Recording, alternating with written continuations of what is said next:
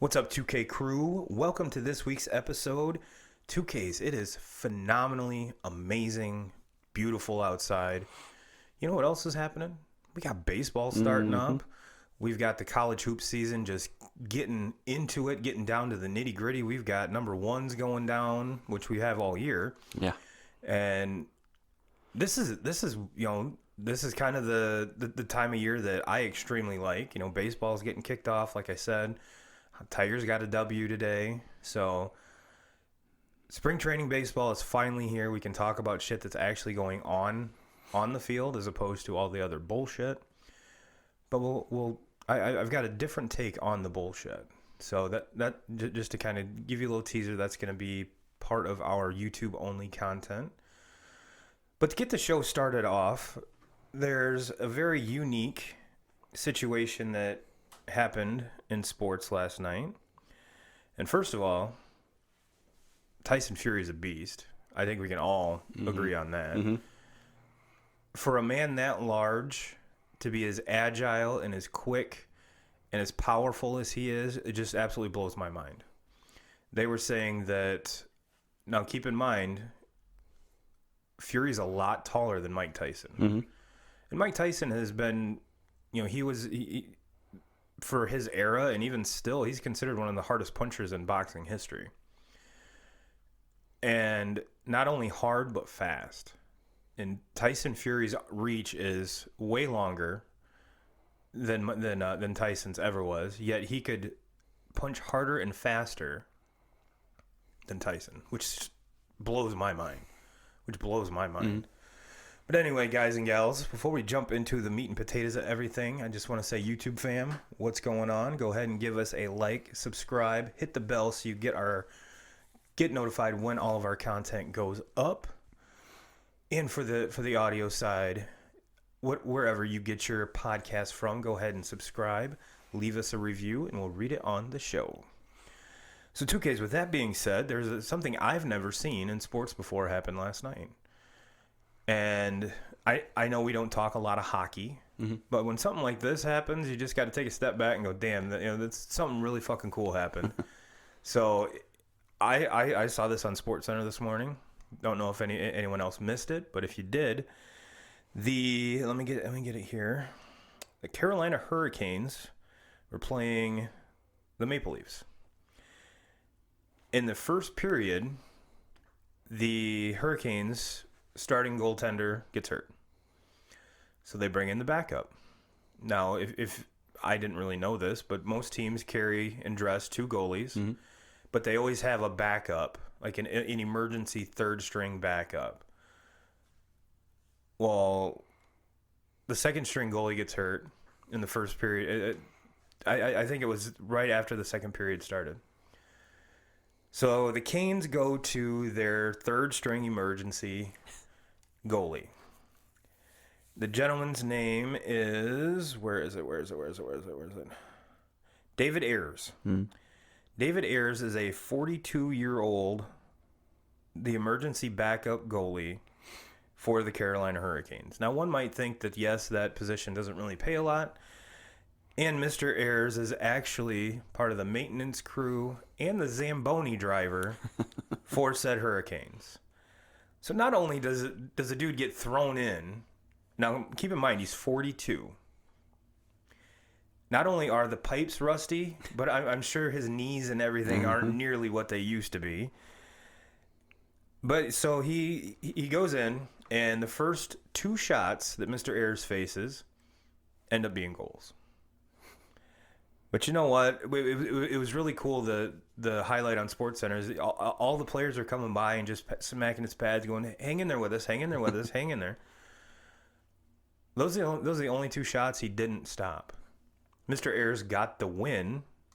Carolina won this game with their third emergency backup goalie, which to me is phenomenal.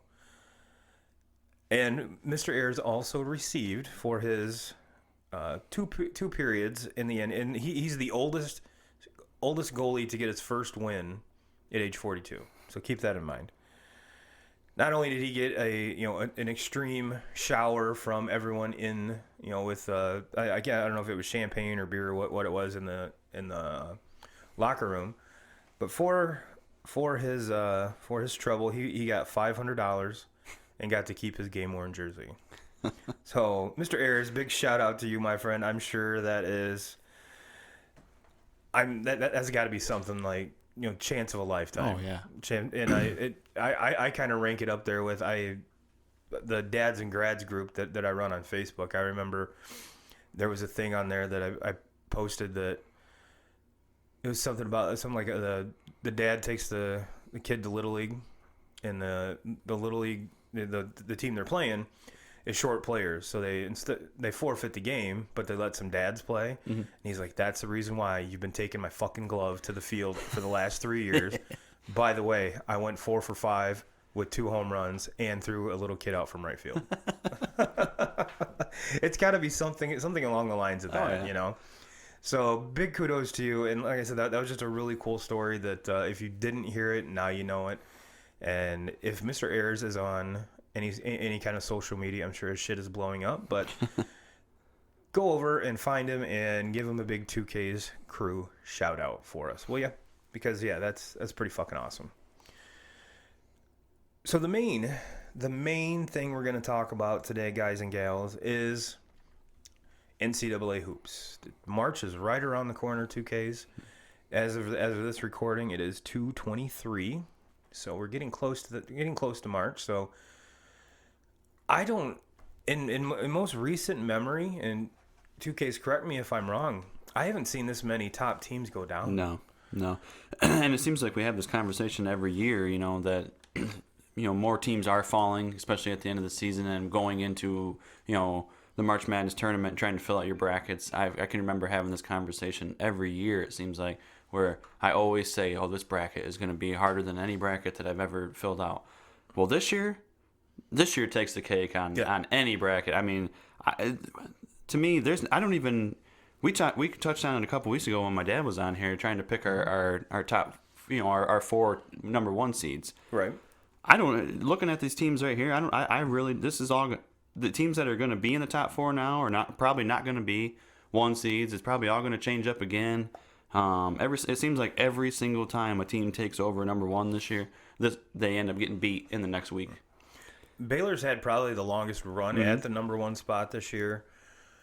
They're in my opinion the most complete team in the nation. Are they the best team?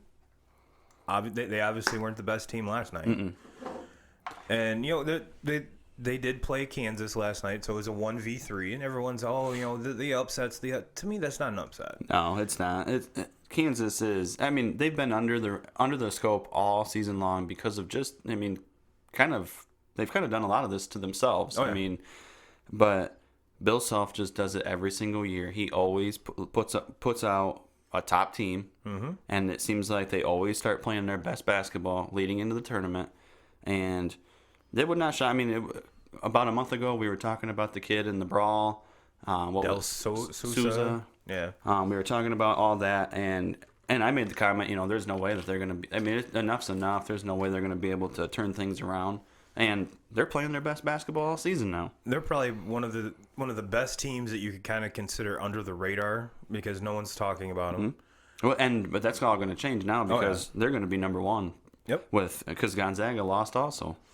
Yeah, there was obviously the 1v3, Kansas won, and what was the other team? San Diego State, was it? Yeah, they lost also. Yep, they were the last undefeated team in the nation. Mm-hmm.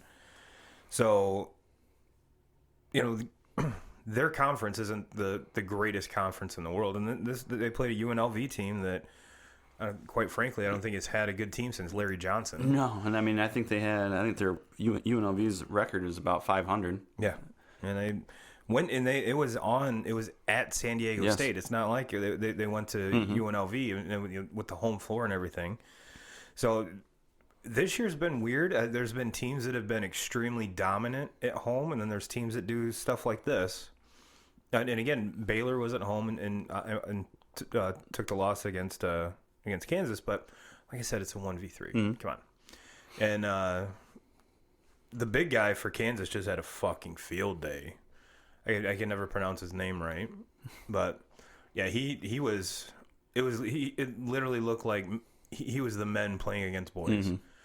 And for as big as he is very agile.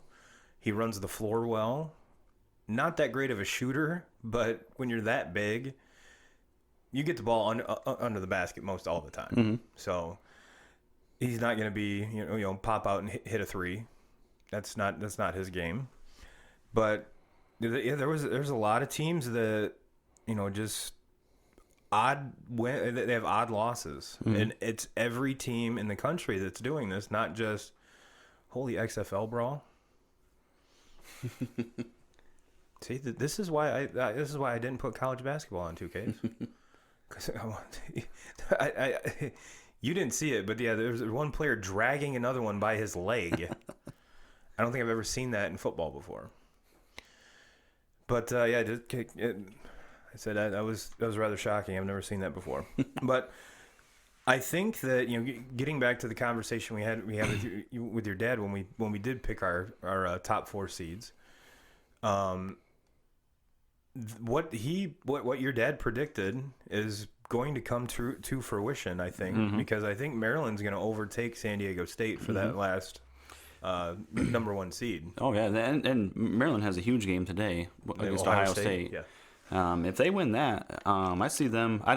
I would imagine that Kansas will probably jump to number 1. But I think Maryland will jump to number 2 if they win today against Ohio State, and then Duke will probably be, right there. But Duke also had a big loss early this week also to North Carolina State. That was kind of and they got smoked. They got it wasn't like it drubbed. was a close game. No. This is going to be the chance for Dayton to jump into the top 4. Which I can't remember the last time when we had a conversation about Dayton, even being relevant, let alone vying for a number 1 seed, which I think is absolutely amazing. Like I said, I want to say that's where Dan Patrick went and played his ball, so maybe he's got some coaching going on there. It's teaching him that they're going at it again.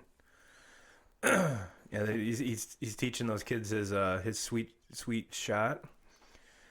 Yeah, this is going to be this. We were before we went on the air. We were actually having a conversation about the XFL. And if they were going to be able to keep their ratings, up, especially after the very first week when it was fresh and people. I think a lot of viewers just wanted to see what it was all about. See what the rule changes were. Yes. See who was who and where they were playing. And yeah, there's been some players that have taken off. Like Cardell Jones, I think his stock is it's probably higher now than when he actually came out of Ohio State. And he looks like the best quarterback in this league. Yeah. And I think that's right now. And granted, the defense usually matures faster than the offense does. I get that. But the quarterback play has been probably the biggest hit on the XFL. But now you see some of these quarterbacks making adjustments, and the fire department's probably going to come down my road, which is awesome. But you're seeing them turn a corner. You can see them getting more comfortable. You can see the offenses getting into rhythms. Not all of them, but some of them. There's a couple of these teams that are god awful. But then again, they're the ones with the quarterbacks that I've never fucking heard of. Yep.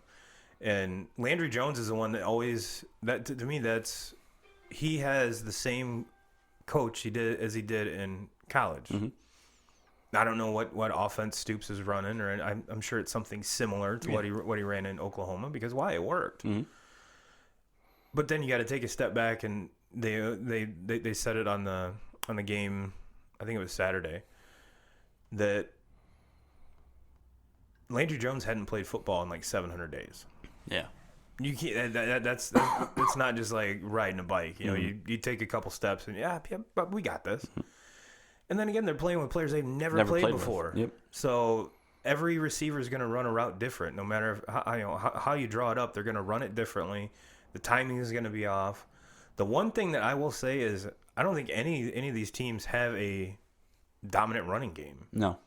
This is more of a pass happy. I mean, going back to Landry Jones, he threw. I think by the end of the first half, their offense had run 3 running plays. So, but again, things I like the interviews like this. Yep.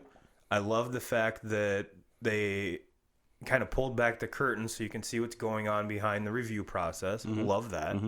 I think the NFL should institute that going into the future. Like, that should be a rule right now. And the kickoff. I really like the kickoff. So do I. And hell, we just saw the first kickoff return for a touchdown. It took, what was this, week 4? Week 3.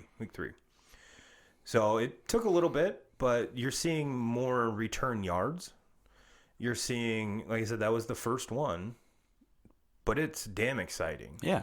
And it's brought it back. I mean, in the NFL, all they do is kick it through the end zone now and take the touchback and play on. It's almost to the point now where the kicking off is pointless. Yeah, exactly. If you're on the kickoff team, 90% of the time you're just running down the field doing nothing. Yep. But with this, I haven't heard of any injuries. Granted, I haven't watched every game. No. But it seems like it's a more viable option to keep the kickoff relevant. Yep. Relevant, and on top of that, you're giving, especially if they do this when there's special teamers in the NFL that's all they do. Yeah. So you're giving dudes a safer play, and probably a longer career because they're not smashing heads running at full speed for 40 yards. Yep. So, yeah, that's our take on the XFL. But no, I think going forward, as long as Vince McMahon will work with the NFL as opposed to working against them, he's going to have something. Yep. He's going to have it's going to be the feeder league, and you're going to see, once this continues, it'll be a cycle for the ones that came out of college that didn't make the team. Kind of like a Mike Golick Jr., for instance. If this was he has come out and said that if this was available when he got cut, he would have played in it. He would have played in it for sure. And that's for a lot of people. Yeah. I mean, and same with guys that weren't necessarily the top picks in the draft. They didn't go on the first or second day, and they went later. And going into the NFL was a grind for them. You were one injury away from losing your job and maybe not ever getting another opportunity. So I think this is a great opportunity for a lot of guys to kind of showcase themselves. To where you look at baseball, there's all kinds of minor league affiliates, and same thing could be said for the NBA, and other options for the NBA. You can go overseas and play, and then come and if you perform over, and with football, you don't really have that. No. A lot of guys have went through this league and were never given a second chance. Yeah, so, I mean, you go to Canada, but that's even different, way different rules. Excuse me. And then I mean did I see that the Arena League's done? Like they went bankrupt or something, so you can't even go Arena League. Yeah. And the one thing it gets back to the quarterback play is I thought these scores would be higher. They're the way the clock is managed is it's for offense. So and then of course you factor in the 2 point, 3 point extra points afterwards. Which I think this week was the first time. I think one of the games Saturday was the first successful 3-point play. So, and we also saw Landry Jones throw a pass that got batted back to him, and he threw it back. Which I didn't. That's the dude I was telling you about. The 49. Sorry. But so yeah, he Landry Jones throws a pass, gets batted back to him, he catches it. Now in the NFL, you can't throw it again. You can run it. But you just see a lot of times the quarterbacks just knock it down. Yep. Not in this. You can throw 2 forward passes, but the first one has to be from behind the line of scrimmage or something. I can't remember exactly the wording on it. But yeah, he has the wherewithal to catch it and hit his running back 16 yards down the field for a completion and a first down. So that's I love it. It's different. It's different. That's part of that is what I enjoy about it. That seems like with the NFL and don't get me wrong. Like Penn State lost today too. I'm not jumping on this XFL bandwagon. I'm still an NFL fan, but just having some different rules. I think you have to do things like that to kind of draw excitement. I mean, let's be honest. We're not getting to see the best of the best. No, like we are. With the NFL, so they have to do things. This is the best of the rest. Yes, let's be honest. Yep. But I mean, to me, it has the more amateur. I mean, granted, these are professionals; they get paid, but you're seeing a more amateur product on the field. Yep. But these teams here, I have a very good feeling by the end of the season, if they stick together, everyone's going to say, well, Alabama could beat this team. Well, probably, because the Alabama teams played together all year, and they've been in Nick Saban's system for 4 years. And there's about 5 of them that coming off of Alabama's team, and Alabama is coming off of a down year, but they still got about 5 guys that are probably going to go in the first round. The first 15. Yeah, there's probably of the NFL Bama draft. Players, So it's different. It's different. If you haven't, excuse me, if you haven't watched a game, give it a watch. It's entertaining. Like I said, the product isn't nearly as good as your NFL team, but I think some of these teams, like I can't remember which team Cardell Jones is on, but I have a feeling that team could run with the Dolphins. Mm-hmm. They could run with probably the Browns and some of your lower level teams, for sure. But yeah, like I just pointed out, let's get back to our NCAA talk. I just saw that Penn State lost to Indiana. I saw, going back real quick to XFL, though, I did see, I can't remember who it was that posted something that whoever wins the championship of the XFL should be able to play against the worst team in the NFL. I didn't see that. And the winner gets a spot in the NFL to where, if you're the worst team, which this year would be the Bengals. The Bengals would have to play against the winner, and then if the XFL team was able to win it, the Bengals would have to move into the. I'm kind of for it. I like that idea. Yeah, and then there's one of the is it the Premier League or something with soccer? That's how it's done. Mm-hmm. The top, like they have it. The division's broken up to where the bottom 2 teams go down to the lower level, and the top 2 teams from the lower level go up. So. Something to think about. I highly doubt it'll happen, considering how much money even the Bengals are worth is compared to one of these teams. But it's definitely fun to talk about. Yeah, definitely fun to talk about. But yeah, you hit the nail on the head talking about a fucking bracket, because I have no idea. I don't think anyone does, because we can sit here and talk about. We could talk about all the top 25 games that are going down this week or this coming week, and we're going to get half of them wrong. Mm-hmm. So yeah, the bracket challenge is going to be something to keep an eye on, which we are doing a bracket challenge. Just to let everybody know, we will put once it gets closer and I can actually do it on the ESPN app. I'll let everybody know. Jump in. It's usually just for fun. Usually don't throw any money on it, but usually it's just for fun and bragging rights.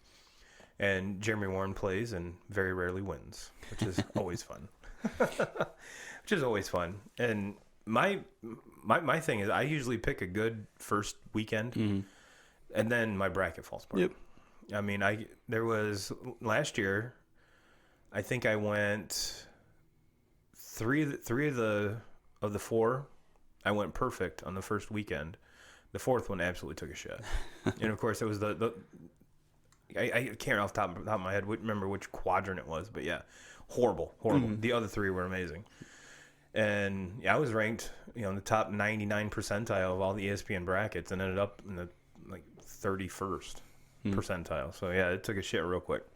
But no, there's really no rhyme or reason. There's top teams going down at home, and we're not just singling out Baylor here, because like I said, to me, that's not an upset. Yeah, I look back at, Duke lost to, what was it, like Evansville or something. It was a team like I had never even heard of. Nope. And Duke lost that one, and then who was the other one? Coach K might have not even heard of them. Yeah, Kentucky, they were number 1 there at the beginning of the season. They lost to a team that a lot of people hadn't even heard of. So you had Michigan State starting out the season at number 1. Yes, yep. I mean, how last I knew they were out of the top 25. Mm-hmm. Which, when your dad was here, we talked about, how is Michigan State hanging in the top 25 with these many losses? Well, they lost another one, and out they go. Mm-hmm. But you know what? If you're a Michigan State fan, it's not March yet.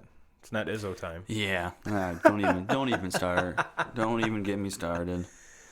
But one of the teams that I really talked a lot about when my dad was here was Penn State, and I really kind of thought that they might be the favorite in the Big Ten.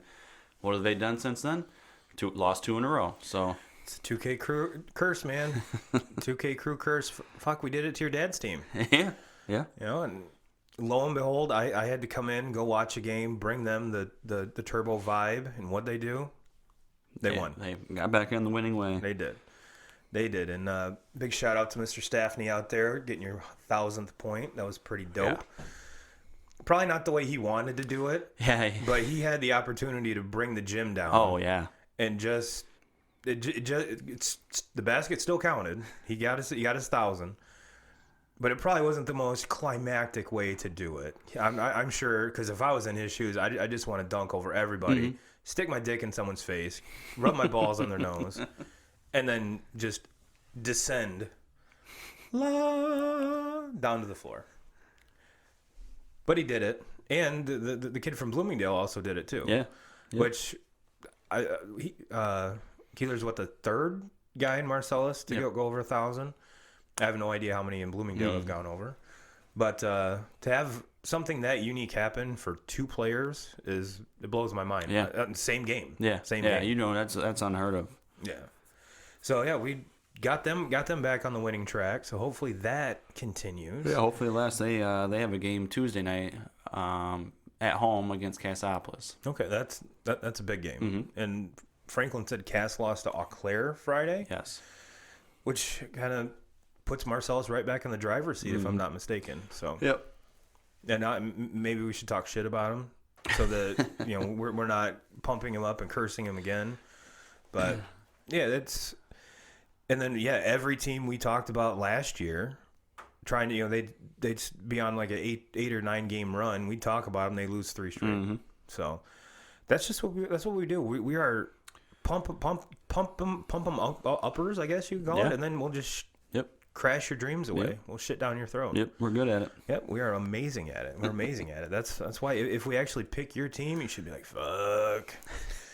But if we pick your team, bet the other way. Yes. Because our track record, we're phenomenal at snapping winning streaks. That's what we do.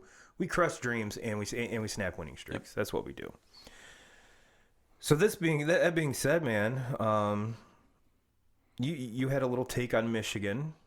Yeah, and then after the conversation we just had, I don't know if I really want to go out and start talking good about Michigan again. Now, before you jump in, I want to get your you and I talked about it, but I want the listeners to hear it too, because you're an avid Michigan fan. I've jumped on the bandwagon this year for the basketball team. For the basketball team. Don't get too crazy. You see that right there? I'm not jumping ship. I just like what's going on there. And Beeline, I think it was kind of shocking to me, but looking at the circumstances, it doesn't surprise me. After the All-Star break, he's done at Cleveland, which I think most any coach would be done at Cleveland by now, just because they suck. Mm-hmm. They suck. And as great of a coach as Beeline is, he kind of him-hawed around it. He said these guys are uncoachable. Mm-hmm. You can have the greatest coach in the world, but if people aren't going to buy in, you're just talking to yourself, which it's probably pretty fucking frustrating. Even though he did get a nice check to walk away with. Now, as a diehard Michigan fan, 2Ks, do you ride with Juwan, or do you bring Beeline back? Oh, no doubt about it. You ride with Juwan. I mean, Beeline's 67 years old. Yeah. How many more years you have this? I mean, you're getting Juwan Howard, and what is he, in his low 40s? I mean, if he's 45, he's old. Yeah. So you're getting. I mean, you can take it to the bank. I mean, right now, if Juwan Howard has no interest of going to the NBA, which maybe he does, maybe someday he wants to coach in the NBA, but if he continues success at Michigan, which I would think that he will, just because I think he'll recruit with the best of them for years to come. But I can see him being a Michigan basketball coach for 20 seasons. I mean, I really can. Mm-hmm. So there's no way that I'm going back to Beeline, and I love Beeline. Don't get me wrong. Beeline put Michigan back on the map. Yes, because when he took over at the Michigan was not. I mean, they had their years with the Fab Five, but that was it. once the Fab Five was gone, Michigan was never a basketball school ever again. And now, I think it's pretty safe to say that, you know, for years and years, Michigan, the college basketball team in the state of Michigan was Michigan State. Mm-hmm. Oh, I don't think I still think that Michigan State probably maybe owns the state a little bit over Michigan right now, but the gap is very, very tight now, very tight. And as far as recent success, I think it goes to Michigan. Oh, by far.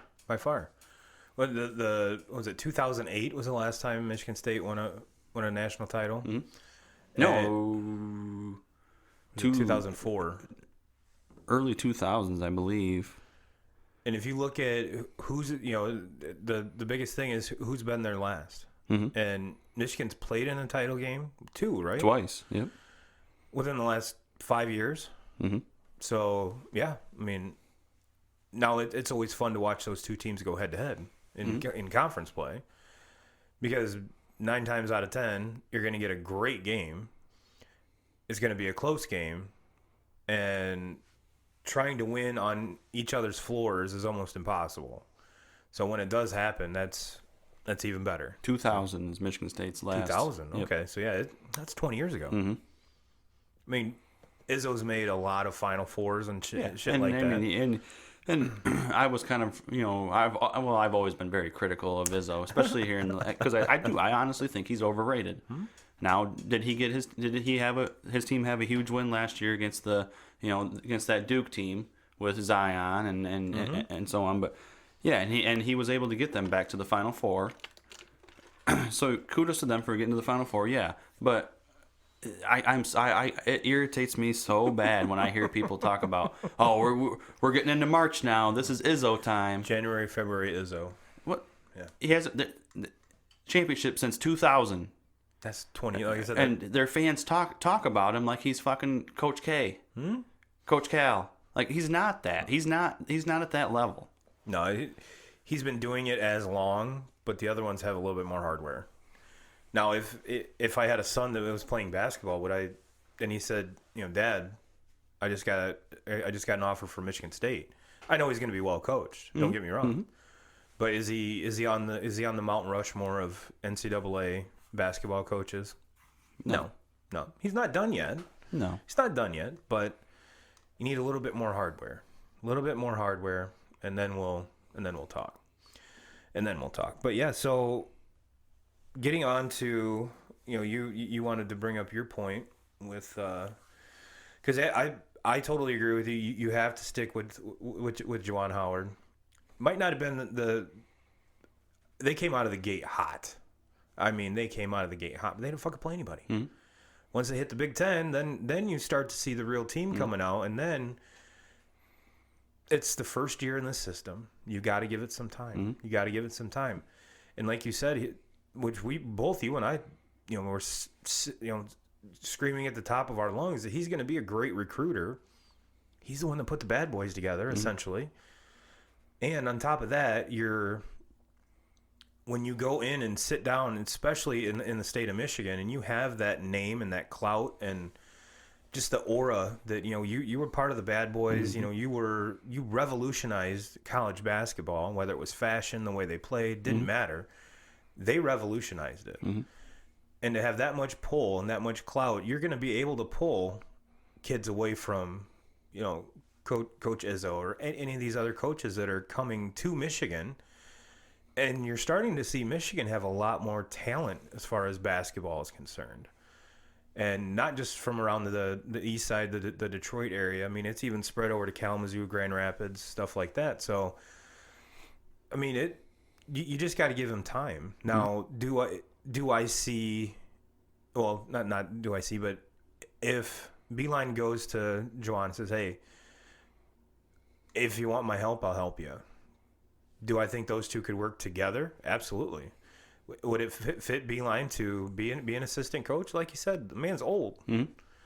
The man's old. He could help teach Juwan how to coach, maybe, and then coach the kids that are on the floor, or help coach the kids that are on the floor, but not necessarily needing to go recruit and do everything else. And hell, maybe he doesn't even want to coach. Period. Yeah, maybe he doesn't. And I truly think that him leaving and going to Cleveland. I think there was two reasons for that. I think first off, he was kind of tired of college basketball and where it was going as far as the one and dones and. To be successful in college basketball, it's really all about recruiting, not as much about developing and coaching. Right. It's about recruiting, and let's be honest, a lot of these schools, they have to maybe not completely break the rules, but they have to bend these rules as far as they can do it to bring in this top recruiting class. And you see the same schools year in year out doing it, and I think Beeline he didn't want to do things that way. No. As far as having to stretch the rules as far as you can, and second of all, he is 67 years old, and maybe he was looking at things as that was his last hoorah to ever have a chance at coaching in the NBA and do it, and he wanted to try it. And wish he would have tried it somewhere. I'm sure he'll absolutely do the same one and say try it somewhere else. Than Cleveland. Absolutely, yes. And because Cleveland is a joke. Poor Kevin Love. Yeah, but they're a joke. They won the lottery and were able to draft LeBron, and that was and Kyrie. Yeah, so. But if it wasn't, if Kyrie was there and LeBron never was there during never would have came back, they would have never went anywhere. No. But getting back to Beeline, I think he was looking at it as going into age 67. This was probably going to be his only shot in the NBA to do it, and if it didn't work out, whatever. And me being a diehard Michigan fan, I was sad to see him go, but I don't hold anything against him. He deserved that opportunity to give it a shot. I wish it would have went differently. I think that the way that these players handled situations with him was pretty ridiculous. But I guess I don't expect any more else out of some of those names that are with Cleveland. Yeah. And if he decided to call it quits and not and get away from the game, hey, kudos to him. If he decides to come back, I've heard a lot of reports of Indiana being a team that would be very interested in him. And Indiana is a school that they were a powerhouse there for obviously. In the Bobby Knight era, and then you get into they went through through a kind of a scandal with what's his name there, I can see his Simpson face. wasn't it? Was it? No, I can't remember his name. Remember his name either. I can see his face. But then they brought in Tom Crean, and Tom Crean kind of got him back on top there. Yeah. And now he kind of righted the ship for a little bit. And then in the end of Crean's era, they kind of were going back downhill again, and he ended up losing his job. And you look at Indiana over the years has always been kind of in that top tier of the Big Ten, and they're kind of falling out of that to where maybe that is a good move to bring Beeline in there. Yeah. I know being a Michigan fan, that would be a scary move. I wouldn't want to have Beeline coaching against me. No. No. But. We'll see. We'll see what happens. But at the end of the day, what Beeline, what he did for Michigan, he put them back on the map. But as far as Juwan Howard being there now, he's the guy. He's the guy that they're going to ride with. Like I said, it would not shock me if he goes on to coach at Michigan for the next 20 years. And you know what? I think they'd have a great guy doing it too. So, but you want to touch base on kind of the win-loss record if they would have had a certain player healthy all year. Oh yeah. We talked about it a couple weeks ago with the Big Ten. It is hands down the best conference in basketball. The ACC very, very top heavy. Maybe those top teams in the ACC might take over the top teams in the Big Ten. I could probably go along with that, but as far as top to bottom, there's not a conference that can even compare with the Big Ten. You can't even argue it. And and Michigan, to me, they're going to jump back in the top 25 now just because I think they've won 7 games in a row. What's their overall record right now? Overall, they are 18-9. But they went through a very, very rough patch there, kind of in the middle of the season. When they started Big Ten play, they ended up Isaiah Livers was hurt, and some people want to say Xavier Simpson is their best player. I really think Isaiah Livers is their best player. Simpson is the facilitator. He's their point guard and very rarely makes mistakes. But Livers is their go-to guy. And when they didn't have him on the floor, that was when they lost all these games. And a lot of these games that they lost were one possession games, and to where one possession, two possession, to where if you have him on the floor, I really think if Livers is healthy all season long, and I know people are going to say, well, 2Ks, you're coming up with excuses. No, bullshit. If they have Livers on the floor, I really think that Michigan's probably right there with Maryland as the top team in the Big Ten right now. So the only game I could remember them just not even being competitive was the Michigan State game. And I really, with Livers, with or without Livers that day, Michigan State was going to beat them. I mean, Michigan State played phenomenal. Cassius Winston played phenomenal that day. But I really honestly think that Michigan, they're going to jump back in the top 25. They're not going to be in the top 10 right now. But it would not shock me if come end of the season that they do bump back up. They still have a game that they get to go to Maryland and play. And hopefully be completely healthy. Mm-hmm. And I think that they could be a team that could jump back into the top 10. Which I think we can both safely say that, barring extreme injuries and whatnot, they're a March Madness team for sure. Yeah, they just and just this last week they knocked off a Rutgers team, and I know a lot of people are going to say, well, Rutgers, they're pretty good this year. We made fun of them when your dad was here, and because they're finally doing something that's competitive in the Big Ten. Yeah, and they were undefeated at home this season, and Michigan just played them at Rutgers and beat them, and they actually beat them that game without Livers. Livers was dinged up again and didn't play. And they were able to go there and beat them. So that's twice that they beat Rutgers. And the first time was at the Garden, so it wasn't considered. It was actually considered a home game for Michigan, which I don't understand that. But it's kind of like the Red Sox playing in Europe. But they're playing their best ball, and that's kind of the thing with Beilein's tenure there was it seemed like they played their best basketball down the stretch. Absolutely, with Beilein, 100%. I kind of questioned it at the beginning. I was like, I know that Juwan will recruit, and he will be a better recruiter than Beilein. Mm-hmm. But I question if he'll be able to coach him. Well, he's coaching them right now. They're playing their best basketball of the season, and they're doing it at the right time.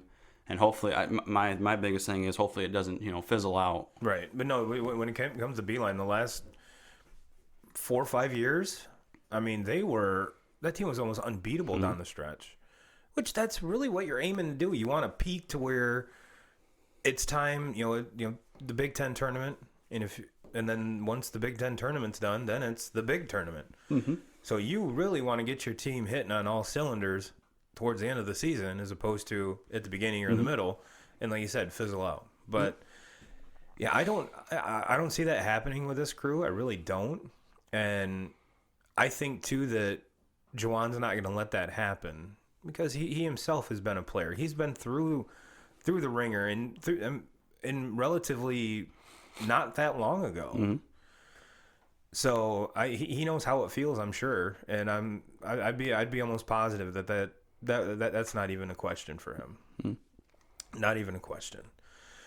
But yeah, I can't remember which game I was watching, but they were talking about the Big Ten likely sending 11 teams to the tournament.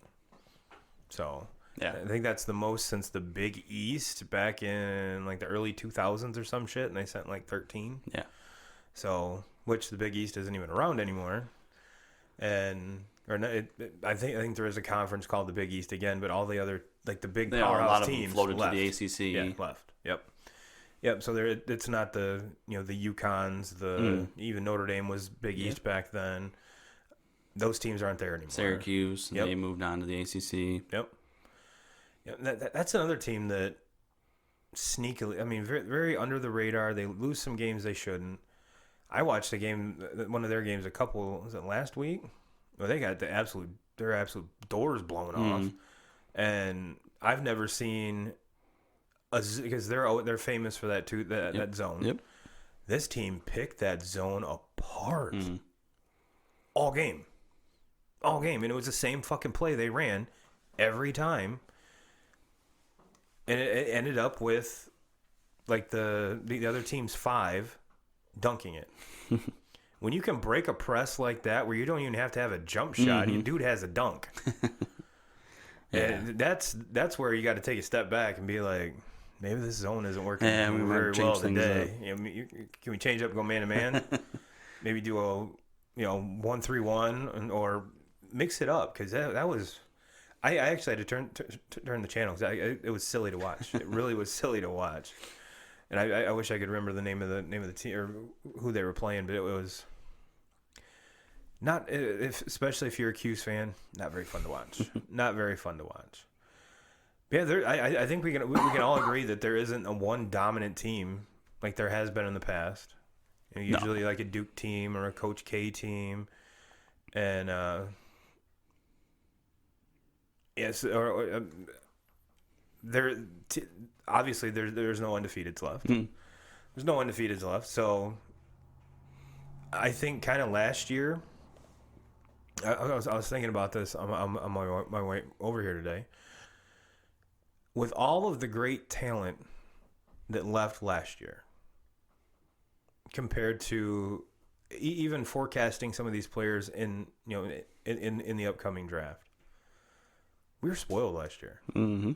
We were spoiled. I mean, you had 3 Duke kids going in the top 10, and there maybe trying to think of players off the top of my head. The point guard for North Carolina might be the best player. Mm-hmm. He might be the number 1 pick. Yeah, it's so hard to tell right now. And me being a Pistons fan, it's like, why the fuck did we choose this season to tank? Right. Like, we should have tanked. Why were we not tanking last year? Yeah. Get Zion in Detroit. Yeah, or just there was 5 or 6 kids in the top 10 of that draft that were difference makers, and looking at this draft, and there's probably going to be some surprises that I'm sure, because there always is, but that there's always the foreign kids that come over that I have no idea who the fuck they are. Yeah, I never even had I had barely even heard of Luka. I'd heard of him. Yeah. Had I watched a game? No. Nope. And then 2 years later, he's one of the top players in the NBA. Mm-hmm. Man, this year I obviously I'm almost positive the center for Kansas is a senior. Mm-hmm. It seems like he's been there for 12 years. But what's the kid's name from North Carolina? Oh, Anthony. Yes, thank you. Yeah, he's tough. The kid's legit. Tough. Yes, he is. It's sad to see that he had to miss a bunch of time with an injury. Otherwise, I think he'd be solidified as the top player in the country. But as far as that, there's kind of a drop off. I mean, it's not going to be an exciting draft this year. And I was thinking about that because I've been getting back into the card collecting, and part of the thing is with that is now that they're not like when you and I grew up and there's millions of one card. The card companies are only making like 250 of them. Mm-hmm. So yes, they're a little bit pricey, but if you hit on one that, like if you would have hit on a Luka, I mean, you could have got him for $20 a couple years ago. Now you can't touch him for under $1,000. Mm-hmm. So something like that, when you're proactive with it. So I was, kind of thinking about, all right, well, I think it's Cole Anthony. Mm-hmm. He'd be the only one that I would try to get right away, and hope that it blows up like Luka does. Or I went to a card show a few months ago, and I even told you that the Zion stuff was very inexpensive. Where I would have thought that, and now I'm sure the same stuff I could have bought for $20 is now $200. I know, I'm an idiot, but I guarantee there's going to be there's always one. Always one foreign kid that comes over, whether it's, even like Ricky Rubio. I had heard of Ricky Rubio. I'd watched him play. Luka, I knew of him, had not watched him play. I'm sure Pistons fans would have much rather Darko didn't come over. Because that, yeah. Oh, man, don't even get me started. We all know that story. Could have had Carmelo, could have had D. Wade. Speaking of D Wade, I think ESPN has it's tonight at 9. Story kind of like a 30 for 30 with D Wade. So I'm actually pretty stoked to watch that. One of the big names in the draft that people aren't really talking about because we haven't really had the opportunity to watch him a whole lot is LaMelo Ball. Yes. Do you want to bring his old man, though? No. And because I don't want to see any more of that fucking guy. But he'll be another big one. I think back to is his brother even playing this year?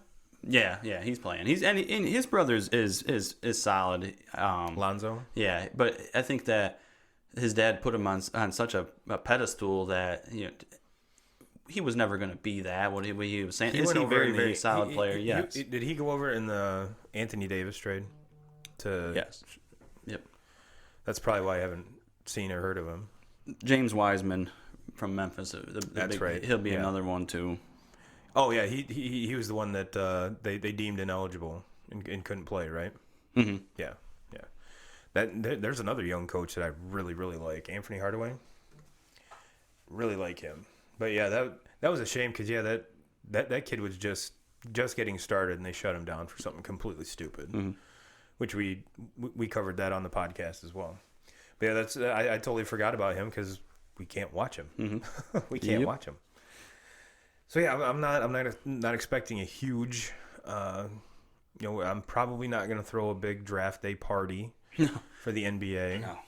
I think your probably most exciting part is going to be the lottery picks to see who's where, as opposed to actually seeing what players go to which team. That's always seems to be, like once every 5 years you get a complete shocker that that it shouldn't be like that, but it ends up like that. And I was, even with the. I was still expecting the Lakers last year to get the number one pick. Somehow. Because, the conspiracy theorists out there, the ones that when the Spurs got the number one overall pick and took Duncan. Worked for Cleveland, being able to get it for LeBron and for the Chicago Bulls to get D-Rose. And... Yep. So it's definitely, I mean, you can for sure tank in the NBA. Oh, yeah. But it's not going to guarantee you shit. You're going to get the most ping pong balls, but that's about it. Yep. That's about it. There's nothing guaranteed. Nothing guaranteed with that. So yeah, the XFL games kind of settled down. They no more brawls. Yeah, they stopped fighting. Which did you get to see any of the highlights or anything of that Tyson Fury fight last night? Man, he just fucking worked Wilder. Worked him. And kind of the creepy part was he said that he wanted to taste his blood. Well, he did. I did see the video of him. He's licking his back, and you're fucking weird. Stop it. Stop it. I mean, that made me just... Ugh. Yeah, it's disgusting. Ugh. Yeah. I mean, 2Ks, I'll give you a hug and a high five. I don't want to taste your blood. No. I mean, granted, it probably tastes just like mine, but that's not where I'm going with this relationship. But yeah, that was... But Fury's different. He's weird. I like it. He's more, of course, with the accent and everything, you immediately think of Conor. Do I think he's as cocky as Conor? No. I don't think anybody's as cocky as Conor McGregor. And for those of you that didn't watch the fight, Conor's Irish whiskey was the one who sponsored the vast majority of that fight last night. You saw the name of his whiskey on the ropes all the way around the fucking ring. So Conor got paid for that too. Oh yeah. He didn't have to train for this one, and he got paid. But everyone wants the third version of this. I don't. Wilder had his chance. He had his 5-year run as the heavyweight champion of the world. And a lot of folks will say that Fury beat him the first time, which I would agree with. He had to rally and come back because if you take the first 5 or 6 rounds, no. I mean, you saw Fury on the mat. You saw him taking a lot of hits, but he was, ironically enough, they were interviewing him before this fight. And one of the main things that he changed is, of course, he pretty much moved to Vegas for like 3 months to train for the fight.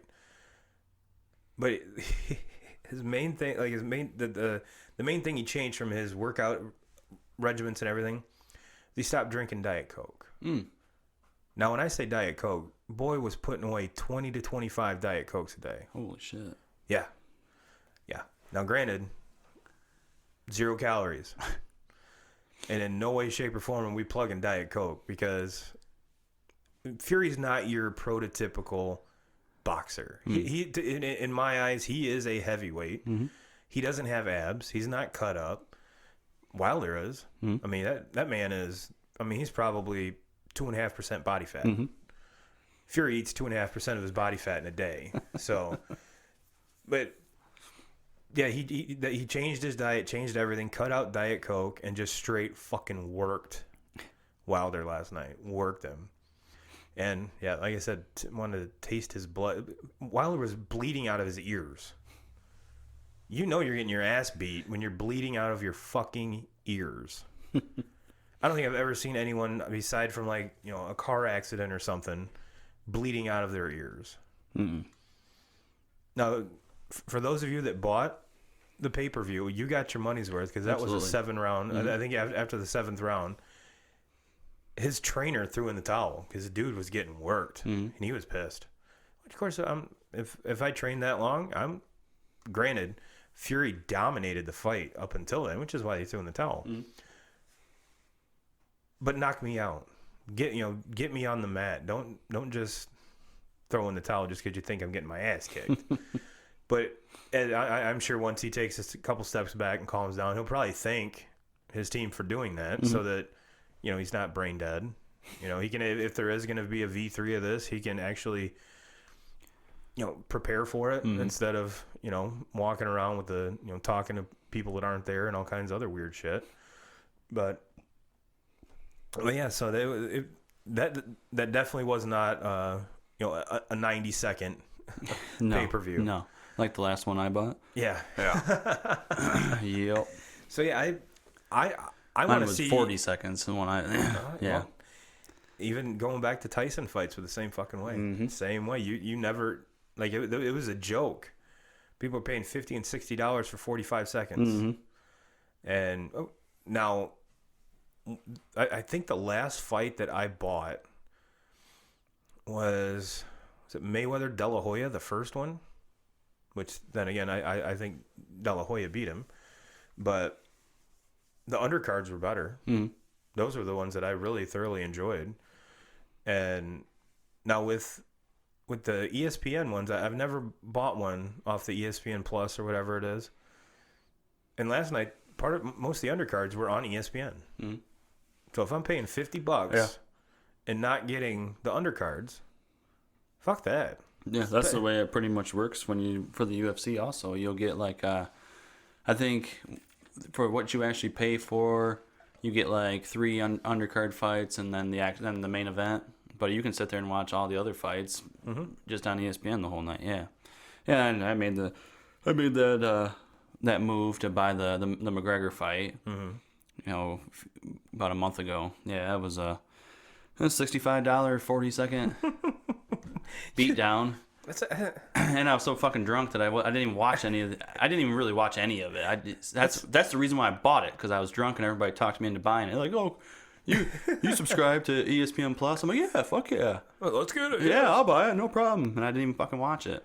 That's more than $1 a second. You realize that, right? Yeah, they which that one, I'm more apt now to buy, because obviously Connor's going to fight again. Mm-hmm. Now that I know that he's not just going to come in the ring and get his ass blown off just for a paycheck, I'm more apt to buy the next one. That one to me was, half of me thought this is a money grab. He hasn't fought in 2 years since he fought Mayweather, and then even taken before that because he had to train for that. So now it's obviously he didn't lose a step at all. No. So now the next one I'd be more apt to buy rather than that one. Is kind of the point I'm getting. Yeah, it all depends to me, like, you know, who he's fighting in the next one, you know. And I mean, I think everybody wants to see him and Khabib again. Mm-hmm. Probably the only person that is gonna keep that fight from happening is Khabib. Yeah. Yeah. Which, you know, kudos to him. He has the leverage there, and he can accept it. To me, he should be the one that will accept that fight when he's ready for it. So he's earned the right on that, and I think it's safe to say though that fight is going to happen. There's too much money to be made for that fight not to happen. And we all know Conor likes to make money. Yeah. Which, don't we all? But, hell, if I was him, I think I'd stick to boxing because those paychecks on boxing are a lot better than the MMA purses. Mm-hmm. So, I think that, what do you make, like $3.5 million in one, that lost the fight to Mayweather. Mm-hmm. And he gets his ass, and you get your ass beat more in MMA, I'm sorry. Boxing, Fury looked like he hadn't even been touched last night, which he really wasn't that much. Not much, no. But yeah, MMA, you always look like you get your ass beat unless it's like a 40-second fight and you don't have a chance to get your ass beat. But if it goes 3 rounds, you look like you got your ass beat. Whereas boxing, not so much. Not so much. But yeah, I'd much rather stick to boxing and get paid more. And like you said, you don't get your ass beat nearly as much.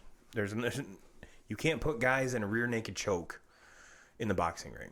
First of all, it'd be kind of hard to do it with those gloves. Second of all, they kind of frown upon that. Well, 2Ks, we are at our hour point. So,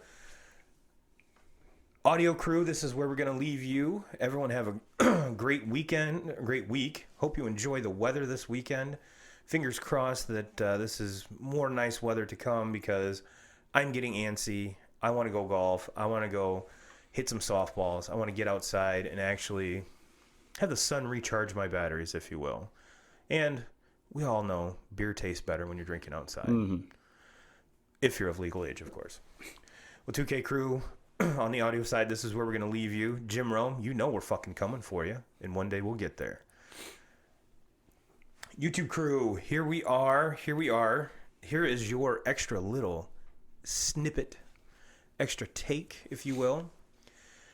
I was thinking about this, and obviously this Astro sign stealing thing is going to be the gift that keeps on giving. At first I was looking at this like, you know what, this is fucking annoying. Everybody's coming out. Hell, even Mike Trout came out and said some things and said it was fucked up. Mm-hmm. You're seeing players that you never even hear from that are the faces of their said, individual teams, or in Mike Trout's case, face of baseball. Yeah, and to me, Mike Trout coming out and talking, I mean, he doesn't say a whole lot. No. So when he does, listen. Everybody, it's open ears. Everybody's listening. Even like Nick Markakis, Ultimate Pros Pro. And there was a lot of his teammates that were shocked that he actually said anything about it. Yeah, and he's that same type of guy. And yes, he was like calling shots. He was calling like for beatdowns. These guys need beatdowns. Oh yes. And so we're part of the media now, 2Ks. This is gonna let us produce content on this for the whole fucking year. Because believe it or not, the Astros played yesterday. Well, they tried. They got rained out. Mm-hmm. Scherzer carved them the fuck up the first 2 innings. But you didn't see. Altuve didn't play. Bregman didn't play.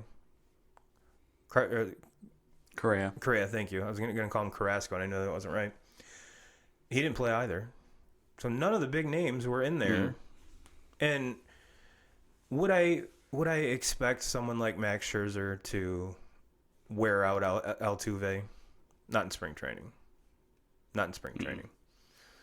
During the regular season, I think it's fair game for anybody. Oh, absolutely. But Scherzer isn't the type of guy that I would pick out of a lineup and be like, that's the guy who's going to run someone up. Is he going to make you look silly by striking you out? Absolutely. But then again, now that I say that, Scherzer's the one that yells at himself on the fucking mound all the time. But Scherzer's got so much fucking movement on his pitch that he might not. If he tried to hit somebody, it might tail back in. That's very true.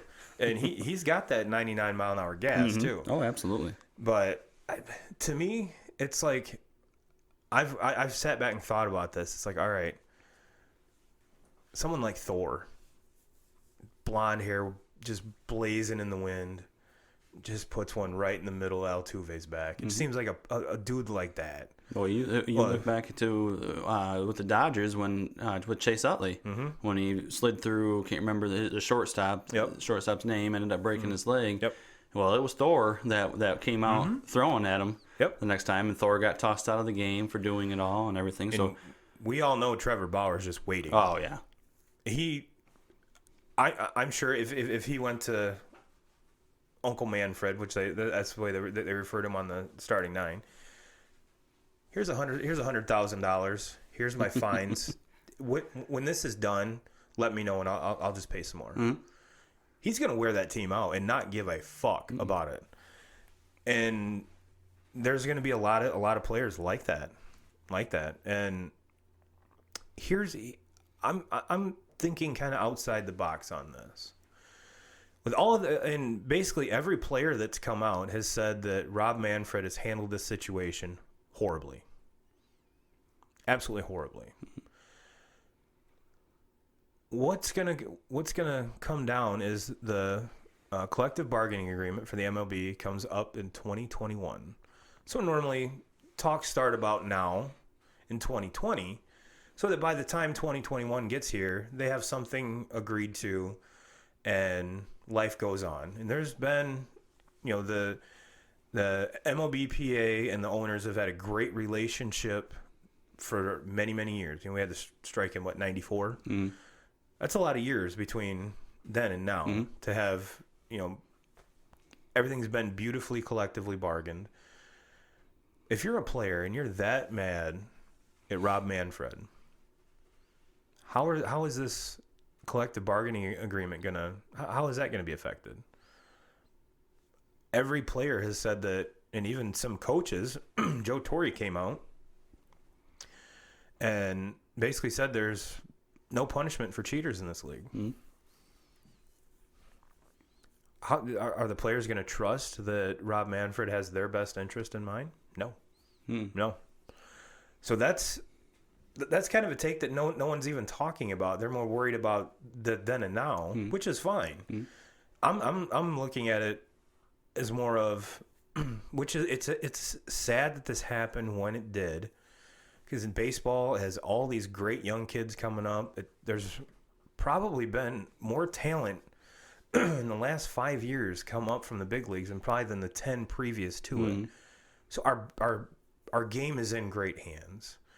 We're getting away from, like the Chipper Joneses and that era, passing the torch to these kids. And I think they've taken that torch and ran with it. I think baseball, talent-wise, it's the best. This is the best it's ever been. Yeah, especially in our lifetimes. Absolutely, absolutely. The pitching is off the charts. The actual fielders, they're more talented. They're bigger, stronger, faster. Yes, that happens in every sport. Every sport, yeah. But even football, you see, your Tom Brady's, your Drew Brees', Aaron Rodgers. Granted, you got Pat Mahomes, Lamar Jackson. But those are just to name a couple. You look at every major league team, and they're probably, I'm going to shoot off the hip and say 80% of the team is 30 and under. Maybe even 90%. You have some of your pitchers that are kind of, or like a Joey Votto, who's you've been your cornerstone for your team for a decade and plus. But the vast majority are young kids, and I think that's something that's going to be in that collective bargaining agreement is how they handle arbitration. How a player, take Chris Bryant for instance. He lost his suit against MLB because he felt the Cubs wronged him and waited till after August or April 31st or whatever the fuck it is and brought him up so they wouldn't have to waste a year of arbitration. I think you're going to see that go away. That's one of the things the players want, because the players want to get fucking paid. Absolutely. And I don't blame them. Yep. But as it is right now, you're getting these players on the cheap for a lot of years. So, of course, you have more. The less you spend, the more revenue you're going to get, obviously. Up to a certain extent. Fuck you, Derek Jeter and the Marlins. But yeah, the game's never been better. You can see the passing of the torch and how even players like Markakis, who have been, he's not a young kid. Mike Trout's still young, but hell, he's been in the league for 12 years now. you wouldn't see it if you rewind 10 years ago. You don't see players coming out and having these conversations, having these personalities that the players now do. They're more comfortable saying. Trevor Bauer, if he played 10 years ago, probably would get cut from a team for saying the shit that he did. Mm-hmm. Whereas now, we embrace it. We love it. Maybe because there's, with the social media and everyone, we can, their voices are easier put out there. They're more readily available. Whereas 10 years ago, 15 years ago, you get the ESPN, interview at their locker. Mm-hmm. That's about it. Mm-hmm. Trevor Bauer's got a YouTube channel where he bitches about a lot of shit and then teaches you how to throw his curveball. Which, if you haven't subscribed, I'm still on the band. I'm on plenty on his bandwagon because his show's pretty awesome. Mm-hmm. And dude, that just wasn't a thing. It wasn't a thing at all. So that's kind of my take. Agree? Disagree? I agree with it. Going back to, in the beginning when we were talking about Manfred, and look, Manfred has dropped the ball on this entire situation. Yes, that's very, very safe to say. But I guess what's kind of shocked me is that, and this is for all the players, for all the coaches, for even all the fans, there's really been nothing said about the Players Union, Tony Clark. And I think Tony Clark himself... He came out and said something Thursday or Friday, but I can't remember what it was. But it's been this long, and it's taken this long to hear from you. He should have been at the forefront. Yeah, absolutely. I think there's just as much blame to put on him and to put on the Players Union as there is to put on Manfred. Oh yeah. Now Manfred's put his foot in his mouth and by saying some things, calling the trophy a piece of metal. Yeah, which is the commissioner's trophy. That's what it's called. It's called the commissioner's trophy, and he called his own trophy a piece of metal. Now you want to hear a fabulous take on this? Starting 9 podcast. Mm-hmm. Dallas Braden loses his fucking mind. Like, it gave me chills. Yeah. Like, he was screaming. And you know what? And if there's anybody that... he makes... They're valid points. He's not just ranting to rant. He's been there. He's done Absolutely. that. Exactly. He's played that role many times. So, to discount it like that, fuck you. Mm-hmm. So I will link the episode in the fucking description of this video. Go watch it. Mm-hmm. Or watch it. Listen to it. And it's right at the beginning, if I'm not mistaken. It's with first 15 minutes. Mm-hmm. And it's different because he's usually the joking one, the laughy one. Usually Jared's the one that's trying to be too fucking serious, and script flipped on that one. And yes, it is. I listened to it twice. Because I was just shocked by what he was saying, mm-hmm. and everything was the truth. Mm-hmm. So yeah, 2K Crew. Like I said, I will link the link to the episode we're talking about. Mm-hmm. It is absolutely amazing. Very, yeah. But getting back to the Players Union. I mean, a lot of the reason why these Houston Astro players are not suspended and don't have to face any consequences at all for this is because of the Players Union and the protection that union gives these players. Mm-hmm. And so that's why, in my opinion, like I said, Manfred has handled this entire situation very, very poorly. But Tony Clark and the Players Union, they haven't been any better. No. They're just as much a part of this, and it just all the.